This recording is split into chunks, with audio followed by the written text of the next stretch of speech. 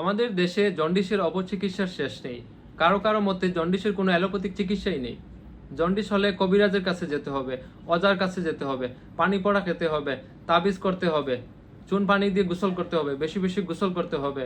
এবং আরও কিছু মারাত্মক অপচিকিৎসা হচ্ছে যে জন্ডিস হলে কারো ত্বক কিংবা হাড্ডির মধ্যে কাঠি ঢুকিয়ে দেওয়া হয়, যেটা আমাদের জন্য খুবই মারাত্মক এবং অ্যাকুট লিভার ফেলিয়ারের কারণ হতে পারে।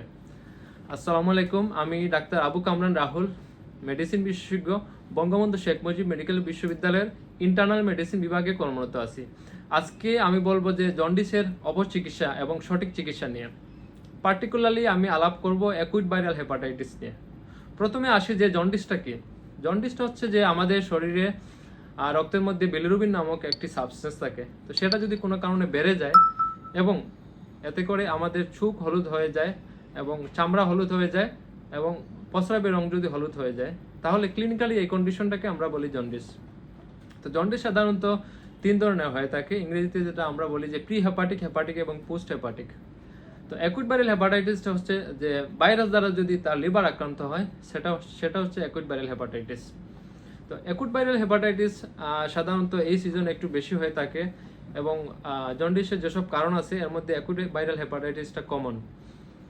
এবং প্রি হেপাটিক জন্ডিস হচ্ছে যে আপনার রক্তের জনিত কোনো কারণে সমস্যা হয়, যেমন কারো থ্যালাসেমিয়া হলে তারও জন্ডিস হতে পারে। পোস্ট হেপাটিক জন্ডিস যেমন সার্জিক্যাল জন্ডিস, যে এমন কিছু জন্ডিসের কারণ আছে যেমন যেখানে সার্জারি লাগে, এমনকি ক্যান্সারের জন্য জন্ডিস হতে পারে।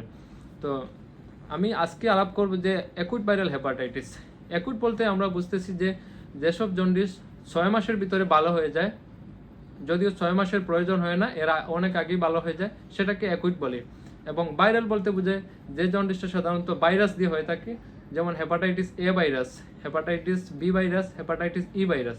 এবং কিছু নন হেপাটোটপিক ভাইরাস আছে যেমন dengue virus, yellow fever virus, cytomegalovirus, Epstein Barr virus. এগুলো হচ্ছে যে ভাইরাস জনিত কিছু কারণ। এবং হেপাটাইটিস বলতে বোঝায় যে আমাদের লিভারে প্রদাহ হওয়া বা ইনফ্লামেশন হওয়া। তাহলে হেপাটাইটিস হলে জন্ডিসটা হয়, এবং হেপাটাইটিস ছাড়াও অনেক সময় জন্ডিস হতে পারে। সেক্ষেত্রে জন্ডিসটা আমরা আসলে একটা উপসর্গ, জন্ডিসটা কোনো রোগের নাম নয়, একটা উপসর্গ অথবা একটা সাইন সিমটম বলতে পারি। আর তার ভিতরেই অবশ্যই একটা আন্ডারলাইং কারণ থাকে যে কারণে জন্ডিস হচ্ছে। তো অ্যাকুট ভাইরাল হেপাটাইটিসটা হচ্ছে যে ভাইরাস দ্বারা হয়ে থাকে। সাধারণত ভাইরাসটা যখন আমাদের শরীরের ভিতরে ঢুকে, এর পরবর্তীতে রোগীর শরীরটা একটু মেজমেজ করতে থাকে, একটু জ্বর জ্বর ভাব করতে থাকে, অনেক সময় রোগীর বমি বমি বমি ভাব, ক্ষুধামন্দা এবং কোনো খাবারের সে স্বাদ না পাওয়া। এমনকি যারা সিগারেট স্মোকার, তাদের সিগারেটে তারা কোনো টেস্ট পায় না। তো এই সমস্যাটুকু প্রায় 1 থেকে 2 সপ্তাহের মধ্যে চলতে থাকে। এর পরবর্তীতে তার ইকটেরিক পিরিয়ড বা জন্ডিসটা চলে আসে। আর যখন জন্ডিস চলে আসে তখন তার চোখটা হলুদ হয়ে যায়, তার চামড়া হলুদ হয়ে যায় এবং প্রস্রাবের রং হলুদ হয়ে যায়। এবং কারো কারো ক্ষেত্রে সেক্ষেত্রে তার পেটের উপর দিকে ডান দিকে একটু ব্যথা থাকতে পারে, কারণ ওই সময় লিভারটা একটু মোটা হয়ে যায় এবং লিভারে জ্বালাপোড়া প্রদাহ চলতে থাকে। এই জন্য এদিকে লিভারের লোকেশনে একটু ব্যথা হতে পারে। তো আমরা যখন রোগীর জন্ডিস নিয়ে আসে, সেক্ষেত্রে সিম্পল আমরা একটা বিলিরুবিন এবং লিভার ফাংশন টেস্ট SGPT এবং বিলিরুবিন এটা করলেই আমরা বুঝতে পারি যে তার জন্ডিসটা কী ধরনের হয়েছে। যদি অ্যাকুট ভাইরাল হেপাটাইটিস হয়, সেই ক্ষেত্রে তার বিলিরুবিনটা বেড়ে যায় এবং SGPT বেড়ে যায়, আর সাথে অ্যালকালাইন ফসফেটেসটা দিয়ে দেয় যদি অন্য কোনো কারণে তার জন্ডিসটা হয়ে থাকে। তো পরবর্তীতে আমরা তার কারণ জানার জন্য, হেপাটাইটিস এর জন্য হয়েছে নাকি বি নাকি ইর জন্য হয়েছে নাকি অন্য কোনো কারণে হয়েছে, সেটা কারণ জানার জন্য আমরা কিছু ইনভেস্টিগেশন দিই। তো পরবর্তীতে যখন কনফার্ম করে ফেললাম রোগটার নাম হচ্ছে অ্যাকুইট ভাইরাল হেপাটাইটিস এবং সেটা কমনলি এ এবং ই দ্বারা হয়, বি দ্বারাও হয়। তো সেই ক্ষেত্রে একটা জিনিস হচ্ছে যে অ্যাকুইট ভাইরাল হেপাটাইটিস আপনার বেশিরভাগ ক্ষেত্রেই 99% ক্ষেত্রেই কিন্তু স্পন্টেনিয়াস রিজলভ হয়ে যায়। তার মানে কোনো চিকিৎসা ছাড়াই কিন্তু ভালো হয়ে যাচ্ছে। চিকিৎসাটা কি তাহলে? চিকিৎসাটা হচ্ছে আপনার স্বাভাবিক খাবার দাবার এবং সম্পূর্ণ বিশ্রাম। সেক্ষেত্রে ম্যাক্সিমামের ক্ষেত্রেই 2 থেকে 4 সপ্তাহের মধ্যে পুরোপুরি ভালো হয়ে যায়। আর এই সময়টুকু আমরা কি করি, যখন প্রোড্রোমাল পিরিয়ড চলি তখন কিন্তু আমরা অনেক সময় কারো কাছেই যাই না। যখন জন্ডিস হয়ে যায় তখন কিন্তু আমরা অপচিকিৎসায় লিপ্ত হয়ে যাই। এবং আমাদের ভিতরে আছে যে জন্ডিসের কোনো অ্যালোপ্যাথিক চিকিৎসা নেই। জন্ডিস হলে কবিরাজি চিকিৎসা নিতে হবে।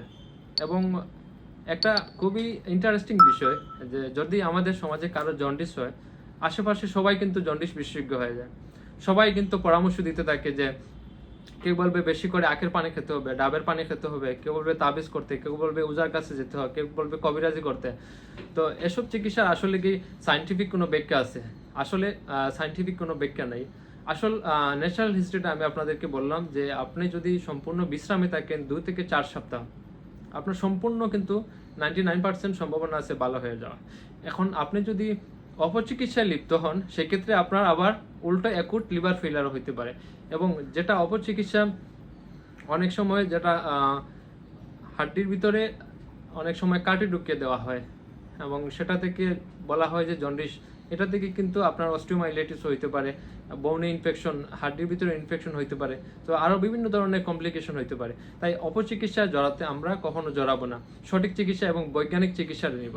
আর বৈজ্ঞানিক চিকিৎসার মধ্যে আসলে আমরা কি দিয়ে থাকি, আপনাকে ন্যাচারাল হিস্ট্রিটা বলবো যে আসলে আপনার জন্ডিসটা কি জন্য হয়েছে।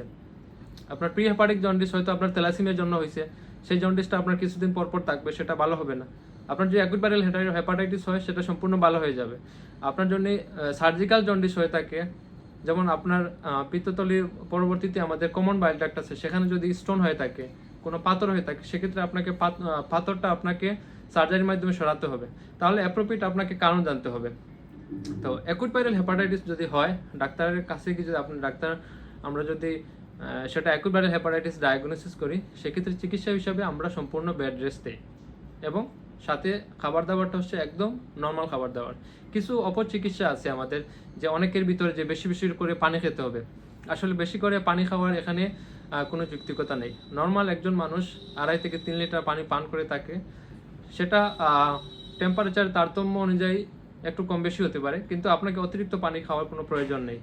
অনেকের মতে যে আখের রস খেতে হবে, আখের রস খাওয়ার এখানে কোনো যৌক্তিকতা নেই, বরং আখের রসে যে পরিমাণ এখানে মাইক্রো অর্গানিজম থাকে, সেক্ষেত্রে অসুস্থ লিভারকে আপনি আরও অসুস্থ করতে পারেন এবং সেকেন্ডারি ইনফেকশন আপনি আরও ইনভাইট করতে পারেন। এবং আরেকটি বিষয় হচ্ছে যে অনেকের ভিতরে ধারণা যে জন্ডিস হলে রান্নার সময় হলুদ ছাড়া রান্না করতে হবে। দেখেন, আপনি একবার সুস্থ মানুষ, আপনি একটু খেয়ে দেখবেন যে হলুদ ছাড়া রান্না কেমন লাগে। আর একজন অসুস্থ লোককে তাকে যদি আপনি দেন এই খাবারটা, তার এমনিতেই খাবারের হজম শক্তি কম, তো আপনি যদি তাকে একটা ডিস্টেস তাকে খাবার দেন, তাহলে সে এটা খেতেই পারবে না। তাহলে চিকিৎসাটা হচ্ছে তার, সে সব কিছু খেতে পারবে। একজন সুস্থ মানুষ যা খাবার খায় সে সব কিছু খেতে হবে, তাকে আলাদা কোনো খাবার দাবারের প্রয়োজন নাই এবং সম্পূর্ণ তাকে বেড রেস্টে থাকতে হবে। এখন ডাক্তার যদি হচ্ছে কি যে প্রতি 1 সপ্তাহ বা 2 সপ্তাহ পর পর সে বিলিরুবিন এবং এসজিপিটি দেখতে চায়, সেটা আপনাকে পরীক্ষা করে তাকে রিপোর্ট দেখাবেন। তাহলে এটা ভালো হওয়ার সম্ভাবনা আপনার 99%, আর 1% সম্ভাবনা আছে সেটা খারাপের দিকে চলে যেতে পারে। আমাদের অ্যাকুট ভাইরাল হেপাটাইটিস যখন রোগীরা কবিরাজের কাছে যায়, সেক্ষেত্রে কবিরাজ কোনো চিকিৎসা করুক বা না করুক, অটোমেটিক্যালি সেটা ভালো হয়ে যায়। এবং কবিরাজটা বা বিভিন্ন অপচিকিৎসা যারা জন্ডিসের জার ফুক দেয়, জন্ডিস যারা, তাদের কিন্তু ক্রেডিট নিয়ে নেয় যে আমাদের চিকিৎসা ভালো হয়ে গেছে। আসলে যেটা হচ্ছে ন্যাচারাল চিকিৎসা, সে তার বডি ডিফেন্স মেকানিজমে সে নিজে নিজেই ভালো হয়ে গেছে। কিন্তু কবিরাজ বলেন বা অপচিকিৎসা, তখনই তারা বিপদে পড়ে যায় যখনই দেখবে যে জন্ডিসটা কমপ্লিকেশন হয়ে গেছে, অ্যাকুট লিভার ফেলিয়ার হয়ে গেছে এবং জন্ডিসটা ভালো হচ্ছে না। তখন কিন্তু তাদের অপচিকিৎসাগুলো আমাদের চোখে চলে আসে। তো আসলে এই অ্যাকুট ভাইরাল হেপাটাইটিস হইলে আমাদের চিকিৎসা সম্পর্কে আমাদেরকে জানতে হবে যে আসলে এটার চিকিৎসা, স্পেসিফিক কোনো চিকিৎসা নেই, সেটাকে সম্পূর্ণ বেড রেস্টে থাকতে হবে এবং স্বাভাবিক খাবার দাবার খেলে আস্তে আস্তে ভালো হয়ে যাবে। এবং কখন হাসপাতালে ভর্তি হবেন, সেক্ষেত্রে হচ্ছে যদি রোগী একদম কোনো কিছু না খেতে পারে, খুব বেশি বমি করে, সেক্ষেত্রে তাকে স্যালাইনের প্রয়োজন হয়। আবার অনেক সময় রোগী একটু অসামঞ্জস্য কথাবার্তা বলে, যদি একটু অবচেতন, অর্ধচেতন এমনকি অজ্ঞান হয়ে যায়, সেক্ষেত্রে অবশ্যই তাকে হাসপাতাল ভর্তি করতে হবে। আর যদি অনেক সময় বিলিরুবিন যদি 15-এর বেশি হয়ে যায়, সেক্ষেত্রে অনেক সময় রোগীকে ভর্তি করানো যেতে পারে। তো আর এছাড়া হচ্ছে ডাক্তারের পরামর্শে আপনি বাসায় বসে চিকিৎসা নিতে পারেন। তো অ্যাকুট ভাইরাল হেপাটাইটিসের যে আমি কথাটি বললাম, সেটা হচ্ছে আপনারা যেহেতু একটা আমাদের আল্লাহ তাআলা আমাদেরকে সেলফ লিমিটিং একটা প্রোটেকশন দিয়ে দিছে, আমাদের নিজস্ব বডি ডিফেন্স মেকানিজমে আমরা ভালো হয়ে যাচ্ছে। যখনই আমাদের জন্ডিসটা ডেভেলপ করছে, তখন কিন্তু আমাদের ভিতরে যে ভাইরাস যেগুলো আছে সেগুলো অলরেডি মারা গেছে। তো অসুস্থ লিভারকে আমরা জাস্ট একটু তাকে রেস্টে রাখলেই অটোমেটিক্যালি কিন্তু আপনার জন্ডিস 2 থেকে 4 সপ্তাহ, ম্যাক্সিমাম 6 সপ্তাহের মধ্যে পুরোপুরি ভালো হয়ে যাবে। তাই কোনো অপচিকিৎসায় লিপ্ত না হয়ে আমরা বৈজ্ঞানিক চিকিৎসা জানবো এবং সঠিক তথ্য জানবো, এবং আমরা আশেপাশের কোনো রোগী থাকলে তাদেরকেও আমরা সঠিক ইনফরমেশন দিব। সবাইকে অসংখ্য ধন্যবাদ।